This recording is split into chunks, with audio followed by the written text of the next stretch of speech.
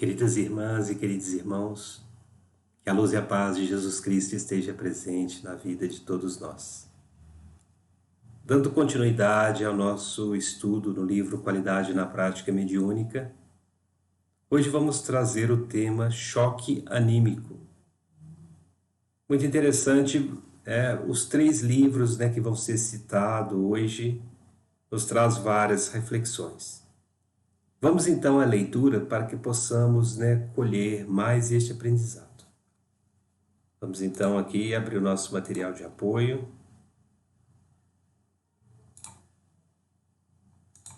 Perfeito. Choque anímico. O que é choque anímico? E como funciona terapeuticamente nas reuniões mediúnicas? Podemos dizer que toda contribuição energética do médium em transe a favor do espírito comunicante é choque anímico. Manuel Filomeno de Miranda, espírito, em 3 de suas obras especializadas em desobsessão, explica com detalhes o fenômeno. Deixemos que ele responda. No livro Nas Fronteiras da Loucura, nos capítulos 25 e 26, imantado o espírito, a um médium educado psiquicamente, se sentia parcialmente tolhido, com os movimentos limitados, e porque utilizando os recursos da mediunidade recebia, por sua vez, as vibrações do encarnado que de alguma forma exercia influência sobre ele. Compreendendo, o dirigente da reunião, depois de dialogar com o espírito, compreendendo que mais nada poderia ser feito naquela conjuntura e inspirado por Dr. Bezerra, passou a aplicar passes no médium enquanto o mentor desprendia Ricardo, o espírito, após o que comenta. A etapa inicial do trabalho coroa-se de bênçãos. Desejamos produzir um choque anímico em nosso irmão para colhermos resultados futuros. A partir daquele momento, o espírito passou a experimentar sensações agradáveis, a que se desacostumara. O mergulho nos fluidos salutares do médium propiciou-lhe uma rápida desintoxicação, modificando-lhe por um momento embora a densa psicosfera em que se situava. O choque anímico decorrente da psicofonia controlada debilitou-o, fazendo adormecer por largo período. Não era, todavia, um sono repousante, senão o desencadear das reminiscências desagradáveis impressas no inconsciente profundo, que ele vitalizava com o descontrole das paixões inferiores exacerbadas. Sonhava naquele momento com os acontecimentos passados, ressuscitados os clichês mentais arquivados. Aquele estado, no entanto, fora previsto pelo mentor, ao conduzi-lo à psicofonia, de modo a produzir-lhe uma catarse inconsciente com vistas à futura liberação psicoterápica que estava programada. No livro Loucura e Obsessão, no capítulo 11, da mesma forma que na terapia do eletrochoque, aplicada a pacientes mentais, os espíritos que lhes imantam recebem a carga de eletricidade, deslocando-se com certa violência de seus hospedeiros. Aqui aplicamos o choque anímico, através da incorporação, psicofonia tormentada, e colhemos resultados equivalentes.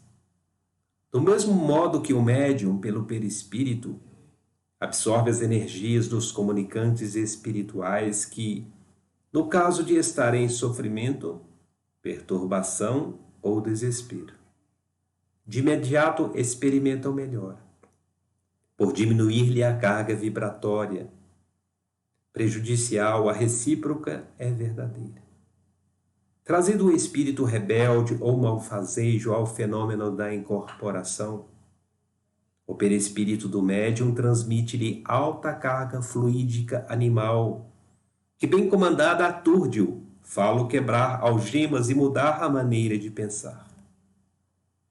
Consideramos o médium como um imã, e os espíritos em determinada faixa vibratória, na condição de limalha de ferro, que lhe sofre a atração.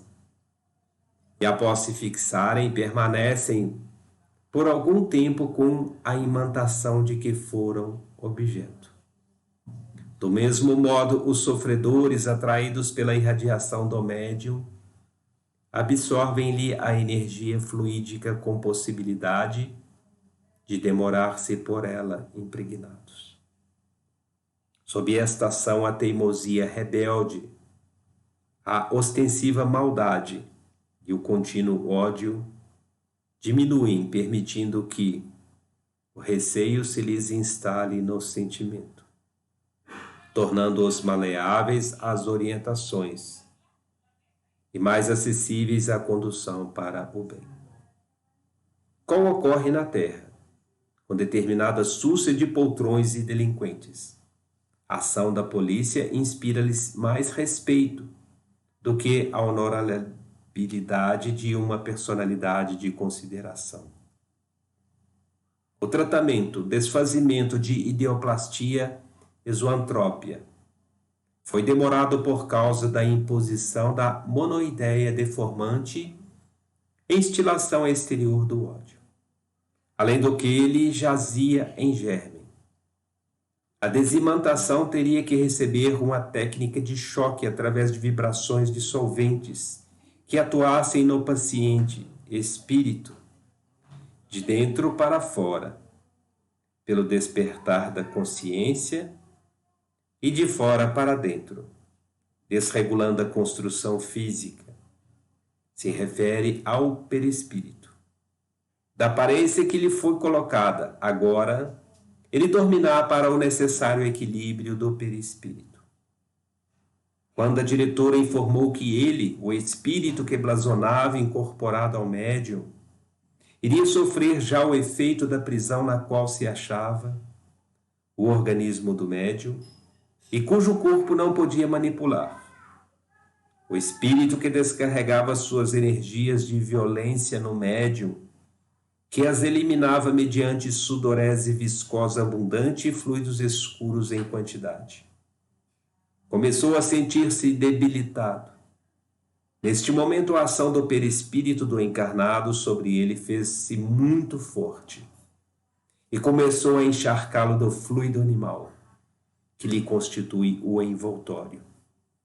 Essa energia de constituição mais densa produzia no comunicante sensações que o angustiavam, como se lhe gerassem asfixia contínua.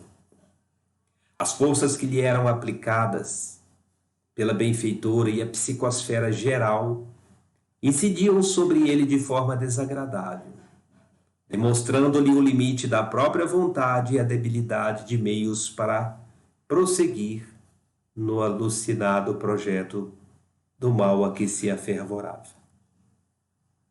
No livro Trilhas da Libertação, no capítulo A Luta Prossegue. Na comunicação física, o médium, o corpo do médium como veículo e o perispírito do médium encarnado absorve parte desta energia cristalizada, diminuindo-a no espírito, e ele, por sua vez, receberá um choque do fluido animal do instrumento, que tem a finalidade de abalar as camadas sucessivas das ideias absorvidas e nele condensadas. Quando um espírito de baixo teor mental se comunica, mesmo que não seja convenientemente atendido, o referido choque do fluido animal produz-lhe alteração vibratória, melhorando-lhe a condição psíquica e predispondo-o a próximo despertamento. No caso daqueles que tiveram desencarnação violenta, suicidas, assassinados, acidentados em guerras, por serem portadores de altas doses de energia vital, descarregam parte delas no médium, que as absorve com pesadas cargas de mal-estar, de indisposição e até mesmo de pequenos distúrbios, para logo eliminá-las, beneficiando o comunicante que se sente melhor. Eis porque a mediunidade dignificada é sempre veículo de amor e caridade, porta de renovação e escada de ascensão para o seu possuidor. A incorporação, em face da imantação magnética de ambos perispíritos, impede o paciente espírito de fugir ao esclarecimento, nele produzindo uma forma de controle que não pode evitar com facilidade. Na questão número 43, à luz do que vimos sobre o choque anímico, e sabendo-se que esse fenômeno representa a contribuição terapêutica do médium de transe, quais os parâmetros de qualidade que podem ser estabelecidos para avaliar a sua eficiência? Primeiro, a constatação de alívio dos sofrimentos dos espíritos que sofrem dores físicas ou morais, e outros que se apresentam depauperados, abatidos. A incorporação para esses funciona à semelhança de um tônico, uma transfusão de sangue, como se o médium, no transe, ao receber o espírito, estivesse a aplicar-lhe um passe restaurador de forças. Segundo, a contenção do espírito para o diálogo. Alguns sentem prazer nesse diálogo, pois as energias do médium acordam nele impressões boas, a que se tinham desacostumado, expandindo sentidos embotados, visão, audição, tato. E em contato com essas impressões deslumbram-se, renovam-se. Uma variante desse comportamento são aqueles espíritos que vêm impregnados da ambiência onde se encontravam, hospitais, lares, cenas de acidentes. E em contato com a energia do médium que lhes acorda os sentidos, percebem que estão na sala mediúnica e quebram a fixação mental que promovia o sofrimento. Ao contrário, outros desejam se evadir do diálogo incômodo, mal suportando o remédio amargo que lhes vai ajudar. Em ambos os casos, a imantação forte que o perispírito do médium exerce sobre o espírito garante a sua permanência, até quando julgado necessário pelos mentores ou pelo controle consciente do médium. Um outro importante padrão de qualidade: sensações físicas desagradáveis no espírito, asfixia, angústia acompanhada de receios, medo, abrandamento de ímpetos violentos, etc. Ocorrências desse tipo são comuns nas comunicações de espíritos em situação de desrespeito à reunião. Revoltados, cínicos e, sobretudo, os interessados em prejudicar os equipamentos mediúnicos do sensitivo, por retaliação ao fato de estarem sendo trazidos compulsoriamente à comunicação. As energias densas do perispírito do médium, já quase na faixa da matéria, são acionadas sob o comando sugestivo do mentor espiritual ou do doutrinador, até encharcar o perispírito do comunicante e abater-lhe o impulso agressivo.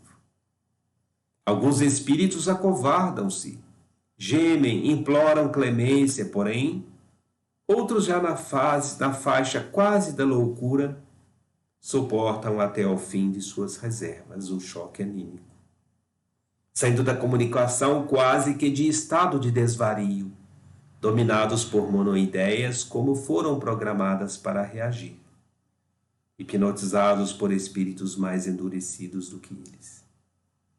Por fim, o retorno do espírito para um novo diálogo em situação de maior lucidez.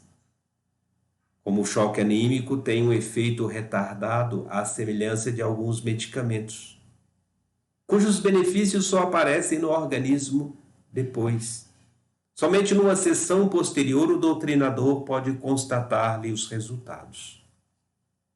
Algumas vezes, o espírito sai do contato magnético do médium com a única intenção de voltar ao seu hospedeiro, sua vítima, o que algumas vezes consegue. Em outros casos, o resultado é diferente. como um balão esvaziado, tomba, examine, dorme e sonha. Faz uma catarse do inconsciente, ao cabo da qual passa a assumir um comportamento íntimo, controvertido e paradoxal. Revolta-se contra a interferência, mas, ao mesmo tempo, reflexões novas, trazendo argumentos e ideias que lhe alcançaram antes, associam à constatação do poder de Deus e das forças do bem, muito superiores às suas e às de seus áulicos. Nesse conflito é trazido para uma nova incorporação mediúnica, um novo choque fluídico, ao qual tende a se apresentar mais lúcido, conciliador. Concluídos esses comentários sobre choque anímico, podemos ainda dizer que essa terapia, essencialmente do médium, é a base e o pano de fundo sobre os quais todas as demais de iniciativa do doutrinador se estabelecerão. É por essa razão que afirma André Luiz Espírito: o médium é o primeiro socorrista, não o primeiro doutrinador, como afirmam equivocadamente alguns. E assim, queridas irmãs e queridos irmãos, concluímos então essa parte do estudo muito interessante que nos traz hoje. Espero que tenham anotado.